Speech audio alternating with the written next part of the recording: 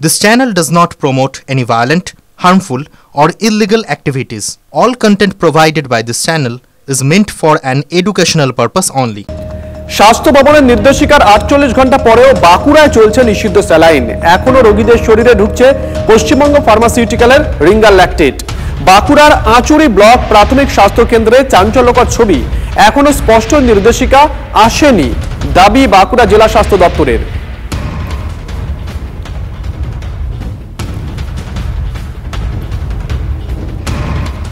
এদিকে সেবাশ্রয় ক্যাম্পে অসুস্থ পুণ্যার্থীর চিকিৎসা। গঙ্গাসাগর মেলা দেখতে সুদূর রাজস্থানের যোধপুর থেকে এসেছিলেন আশা নামের এক মহিলা পুণ্যার্থী।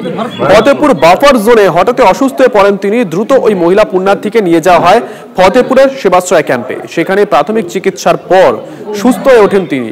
এরপরই ওই মহিলাকে ছেড়ে দেওয়া হয়। সেবাশ্রয় ক্যাম্পের পরিষেবায় দারুণ খুশি ভিন রাজ্যের ওই বাসিন্দা। টিভি9 বাংলার খবরে তোলপাড় স্যালাইন কাণ্ড নিয়ে সিআইডি তদন্ত নির্দেশ রাজ্যের বড় খবর। এই মুহূর্তে বড় খবর, স্যালাইন কাণ্ড নিয়ে সিআইডি তদন্ত নির্দেশ রাজ্যের তরফ থেকে জানিয়েছেন মুখ্য সচিব। বড় খবর, আজ নবান্নে উচ্চ পর্যায়ের বৈঠকে স্বাস্থ্য সচিবকে তিরস্কার। প্রসূতি মৃত্যুতে স্বাস্থ্য সচিবের ভূমিকায় অখুশি খোদ মুখ্যমন্ত্রী। বৈঠকে সেই বার্তায় নারায়ণ স্বরূপ নিগমকে জানানো হয়েছে। বড় খবর, সিআইডি তদন্তের নির্দেশ দিয়েছে রাজ্য সরকার।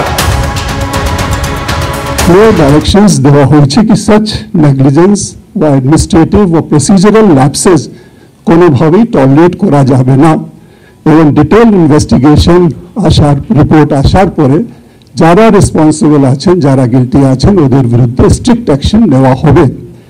তাছাড়া আমরা সিআইডি কেও ডাইরেকশনস দিয়েছি যাতে এই ব্যাপারে একটা ডিটেইল ইনভেস্টিগেশন সিআইডির মাধ্যমে করা হয়। যেহেতু যদি কোনো নেগলিজেন্স ওদের ইনভেস্টিগেশনও আসে, আমাদের পুরো যে তদন্তের রিপোর্ট আছে এটাকে সাহায্য করবে এবং আমরা ঠিক অ্যাকশনসগুলো নিতে পারবো। দীক্ষা ভাই আমাদের সঙ্গে রয়েছেন, আমাদের সহকর্মী। যাবো দীক্ষার কাছে। দীক্ষা, মোটামুটি ভাবে সরকারের যে কোনো দপ্তরে যদি কোনো ঘটনা ঘটে, মোটামুটি আমরা দেখে অভ্যস্ত যে বিভাগীয় তদন্ত হয়ে থাকে, কিন্তু এক্ষেত্রে সিআইডি তদন্ত কেন? দেখো, এখানে বিভাগীয় তদন্ত তো শুরু অলরেডি হয়ে গিয়েছে, তার রিপোর্ট অলরেডি পাঠানো হয়ে গিয়েছে। অর্থাৎ যে সমস্ত ওষুধের বিরুদ্ধে অভিযোগ উঠেছে সেই অভিযোগের ওষুধগুলোকে অলরেডি পরীক্ষা অর্থাৎ ল্যাবে পাঠানো হয়ে গেছে। তার মধ্যে প্রাথমিক রিপোর্টও এসে গিয়েছে এবং যেটা বলা হচ্ছে, মুখ্য সচিব নিজে বললেন যে অ্যাডমিনিস্ট্রেটিভ যে তদন্ত, সেই তদন্তের পাশাপাশি তারা সিআইডিকে তদন্ত দিচ্ছেন। তার কারণ কোথাও কোন কোন গাফিলতি ছিল সেগুলো খুঁজে বার করতে অ্যাডমিনিস্ট্রেটিভ তদন্তের পাশাপাশিও সিআইডিকে তদন্তভার দেওয়া হচ্ছে। এখানে একটা কথা বলে রাখা প্রয়োজন, মুখ্য সচিব দুটি পয়েন্ট কিন্তু খুব গুরুত্বপূর্ণ পয়েন্ট বলেছেন। যেদিন ঘটনাটি ঘটেছে অর্থাৎ 8 তারিখে যে ঘটনা ঘটেছে মেডিকেল কলেজে, সেই সময়ে ট্রেনি চিকিৎসকেরা ছিলেন। অর্থাৎ ট্রেনি চিকিৎসকের চিকিৎসাধীন থাকা সময় সাধারণত একজন সিনিয়র চিকিৎসক থাকার কথা, কিন্তু কোনো সিনিয়র চিকিৎসক সেই সময় ছিলেন না, ট্রেনি চিকিৎসকরা ছিলেন। সেই সময় এই ঘটনাটি ঘটেছে। পাশাপাশি তিনি আরেকটা কথা যেটা বলেছেন যে রিঙ্গার্স ল্যাকটেট যে স্যালাইনের কথা বলা হচ্ছে, যে সংস্থার স্যালাইন এতদিন পর্যন্ত ব্যবহার করা হতো, সেই স্যালাইন কিন্তু প্রোডাকশন বন্ধ করতে রাখা বলা হয়েছিল। কেন সেই প্রোডাকশন বন্ধ করতে বলা হয়েছিল বারবার যখন জিজ্ঞেস করা হয়েছিল, তখন বারবার তিনি বললেন যে সাধারণত আমাদের রাজ্যে যে সমস্ত মেডিসিন ব্যবহার করা হয়ে থাকে দুটি সংস্থার মাধ্যমে, সেগুলিকে আবার পরীক্ষা করিয়ে তারপরে ব্যবহার করা হয়ে থাকে সরকারি হসপিটালগুলিতে। কিন্তু পার্টিকুলার এই স্যালাইনের বিরুদ্ধে বিভিন্ন জায়গা থেকে যখন অভিযোগ আসতে শুরু করে, তাই তার প্রোডাকশন বন্ধ করতে রাখা বলা হয়েছিল। কিন্তু 7 তারিখে যে প্রোডাকশনকে বন্ধ করতে বলা হয়েছিল, তারই স্যালাইন কি করে 8 তারিখে গেল, এই প্রশ্নটাও কিন্তু উঠছে। আর সেই কারণেই কোথায় কোন গাফিলতি রয়েছে তা দেখার জন্য অ্যাডমিনিস্ট্রেটিভ তদন্তের পাশাপাশি সিআইডিকেও তদন্তভার দিতে বলেছেন মুখ্য সচিব, সেটাই জানালেন। এবং আর একটা বিষয় এটা সত্যি যে স্বাস্থ্য সচিব, আজকে স্বাস্থ্য সচিবের সঙ্গে মুখ্যমন্ত্রীর বৈঠক কোনো হয়নি। মুখ্যমন্ত্রী 10 জন বিশেষজ্ঞ আধিকারিকের সঙ্গে বৈঠক করেছেন, তবে স্বাস্থ্য সচিবের ভূমিকায় মুখ্যমন্ত্রী যে আজকে ক্ষুব্ধ, সেটা কিন্তু মুখ্য সচিবের মাধ্যমে স্বাস্থ্য সচিবের কানে সেই বার্তা পৌঁছে দিয়েছেন। সঙ্গে থাকো দীক্ষা। নারায়ণ স্বরূপ নিগম স্বাস্থ্য সচিব ঠিক কি বলেছেন শোনাই একবার। আরএল ইউজের উপর আপনারা নিষেধাজ্ঞা জারি করেছেন নাকি? আমাদের আগে এক্সপার্ট কমিটি রিপোর্ট আসুক, তারপরে কথা বলবো। এখন যে ইউজটা বন্ধ হয়েছে সেটা শুধুমাত্র আরএল নাকি সব কোম্পানি? বিশ্ব স্যালাইনে পশ্চিম মেদিনীপুরের সরকারি হাসপাতালে এক প্রসূতির মৃত্যু এবং তারপর গোটা তদন্তভার চলে গেল এই মুহূর্তে সিআইডির কাছে।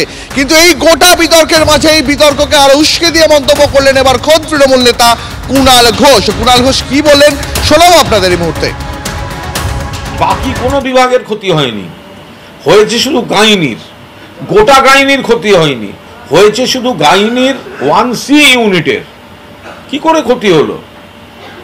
সেখানে যে সিনিয়র চিকিৎসক ছিলেন অ্যানাস্থেসিয়া করার জন্য যার দায়িত্ব ছিল, সেগুলো তদন্তকারীরা খতিয়ে দেখুন।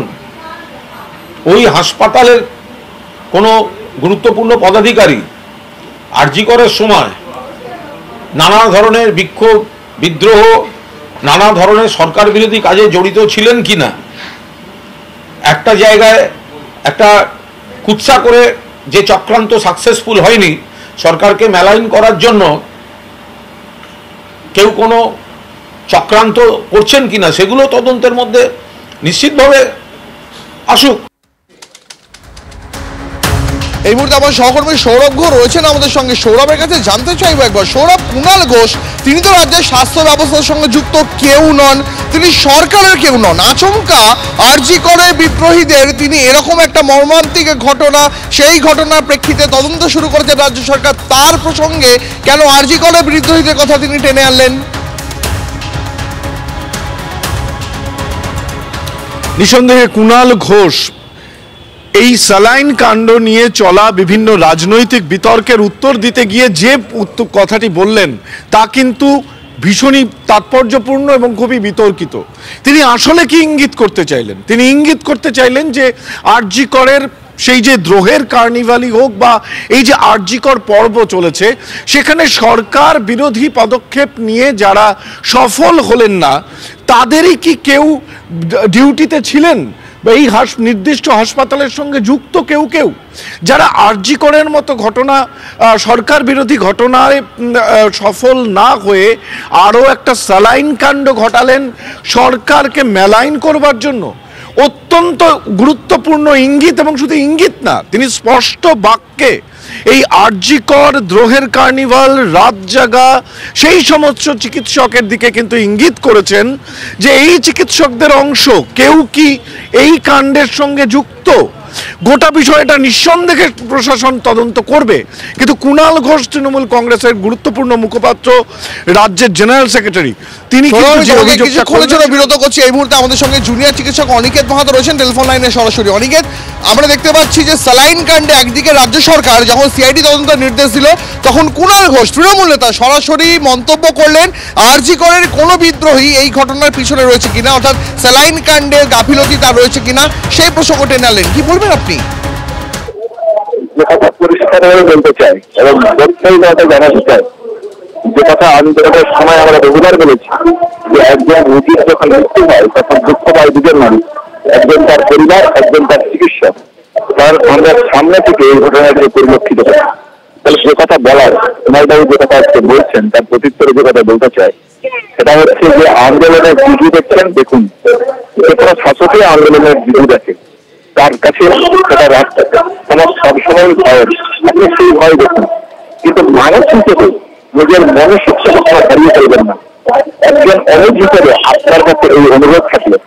দ্বিতীয় কথা যেটা বলতে চাই সেটা হচ্ছে যে আপনার খবর নেই, সংবাদ মাধ্যম থেকে শুরু করে সাধারণ স্বাস্থ্য ভবনে যারা কর্তব্যরা আছে তারা খোঁজ নেই যে প্রসূতিদের গর্ভধারিত মায়ের ক্ষেত্রে এই ধরনের ঘটনা অতীতে বহুবার ঘটেছে, এবং সেই যাবতীয় রিপোর্ট, তথ্য প্রমাণ স্বাস্থ্য ভবন থেকে শুরু করে সমস্ত মেডিকেল কলেজগুলোর ম্যাটারনালে যদি ডেট রিলিজ করা হয়, তাহলে সেগুলো বিহার আলোর মতন পরিষ্কার। যে কথা বললাম শুরুতে, চিকিৎসক হিসেবে আমরা এই মৃত্যুগুলোকে পরিলক্ষিত করি, কিন্তু আমাদের হাত পা কোথাও একটা বাঁধা থাকে। তাহলে প্রশ্নটা যেটা হচ্ছে সেটা হচ্ছে, যদি সত্য জানতে চাই তাহলে এই ডেট রিলিজগুলো দেখুন। এবং যে প্রশ্নটা করতে চাই সরাসরি, সেটা হচ্ছে যে আরএলের যে ঘটনা ঘটেছে, সেই ঘটনাতে কেন ব্ল্যাকলিস্টেড হয়ে যাওয়ার পরেও এখনো চালানো হচ্ছে। একেবারে আপনাকে অনেক ধন্যবাদ আপনার প্রতিক্রিয়ার জন্য, আপনাকে অনেক ধন্যবাদ। আমরা কথা বলছিলাম অনিকেত মাহাতোর সঙ্গে। তবে এই মুহূর্তে বিজেপি নেতা জগন্নাথ চট্টোপাধ্যায় রয়েছেন আমাদের সঙ্গে টেলিফোন লাইনে। জগন্নাথ বাবু, কুণাল ঘোষ তিনি একেবারে স্যালাইন কাণ্ডে এক প্রসূতির মৃত্যু সেই প্রসঙ্গে টেনে আনলেন যে ওই দিন ডিউটিতে কোনো আরজি করে বিদ্রোহী ছিলেন কিনা সেটা দেখতে হবে। এই কথা কেন বললেন কুণাল ঘোষ? দেখুন, যদি সত্যি করেই এমন ঘটনা ঘটে থাকে তাহলে তো মুখ্য সচিব আজকে সিআইডি তদন্তের কথা ঘোষণা করেছেন। 24 ঘন্টার মধ্যে যদি দ্রোহকালের কেউ তারা এই ধরনের কাণ্ড ঘটিয়ে থাকে তাহলে তাকে গ্রেপ্তার করুক। কিন্তু সামগ্রিকভাবে যেটা মনে হচ্ছে মানসিক ভারসাম্য হারিয়ে ফেলেছেন তৃণমূলের মুখপাত্র, এবং আরজি করের ভূত এখনো তৃণমূল কংগ্রেস এবং সরকারকে তাড়া করে বেড়াচ্ছে। কোনো ডাক্তার সে মেয়াদ উত্তীর্ণ স্যালাইন কখনো প্রসূতিকে দিয়ে দিতে পারবে? এটা হয়, এবং যদি এটা হয়ে থাকে তাহলে ওই থ্রেট কালচারের অংশীদার যারা, তারাই এটা করতে পারে। যারা দ্রোহের কথা বলে, যারা বিচার চেয়েছিল আরজি করের বোনটির, তারা এই ধরনের ঘটনা কখনো ঘটাতে পারে বা দুঃস্বপ্নে এমন ভাবতে পারে বলে আমরা অন্তত বিশ্বাস করি না। আর তা যদি হয়ে থাকে, উদরপিণ্ডি বুদর ঘাড়ে চাপানোর চেষ্টা হয়ে থাকে, তাহলে একবার করে দেখুন। সিআইডি তদন্ত তো হচ্ছে, গ্রেপ্তার হোক প্রকৃত ঘটনা এই ঘটনা ঘটেছে তারা। আসলে যেটা হচ্ছে, মেডিকেল সার্ভিস কর্পোরেশনের যে দুর্নীতি, সেই দুর্নীতিকে ঢাকার জন্য এই কথা বলে, উল্টো পাল্টা বলে তদন্তের মুখে ঘুরিয়ে দিতে চাইছেন তৃণমূলের মুখপাত্র। বেশ, আপনাকে অনেক ধন্যবাদ আপনার প্রতিক্রিয়ার জন্য।